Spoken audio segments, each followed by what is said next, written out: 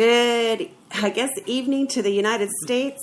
And we are live in Agra here in India. I'm Dr. Tracy Covington. I'm here with Dr. Kurt Bickford, and we want to do a quick update for you.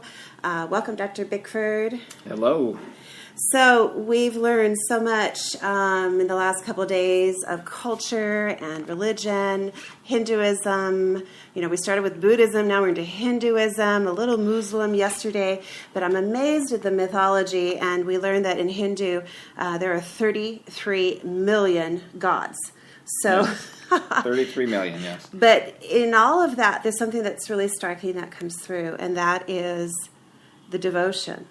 So I was wanting to know if, Kurt, if you'd just comment briefly. We only have a few minutes before we depart to the Taj Mahal in a few minutes, and we actually can see it from our window. But if you would just comment on devotion. Well, if you look at that magnificent structure called the Taj Mahal, it was built in devotion of love. And India really is very much about its relationships, its connectedness, the love of humanity, and seeing each individual, each life form as part of the web of the universe. And when they talk about 33 million gods, it's the idea that all aspects of life are really part of God, part of the universe, part of Source. And so in India, all things are worshipped. All things are recognized as an important aspect of life, and so each has a God aspect to it, regardless of what we're talking about. Whether we're talking about the smallest of creatures, ants and little spiders, mosquitoes running around, none of those things are killed. I just have to say real quick too, because we were walking through a mosque yesterday, and our guide actually, I thought he was kind of concerned about me, but it was actually, I was barefoot. We were walking through the sacred area, and he told me, please stop, and he told me, watch out, do not step on the spider, which was amazing for a man to particularly tell me, and it wasn't about not worried about me. It had nothing to do with Tracy's safety. It was the spider. It was amazing. Anyway, right, don't kill the spider, right? Yes. So all life is sacred, all life is meaningful, and therefore all life is respected and cared for. And that's, I know that sounds odd from a Western point of view when we look into India and we see the plethora of animals that run wild around here, and yet it's all part of life, and it's all understood under the knowingness of karma.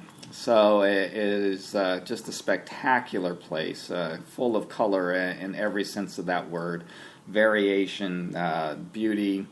It's just a tremendous place, but the devotion is what resonates through in all cases. And when we speak of level of consciousness, what are we speaking of when we look at this kind of devotion? Well, again, it's devotion at the level of consciousness of the individual who is expressing that devotion. Such an important point. So when we look at the issue of 33 million gods, for example, those who have lower levels of consciousness truly believe that those are gods, that they are separate from. Yet in the higher realms of consciousness, the recognition is that is mythology. But in stating that fact, it's also the recognition then that all things are God.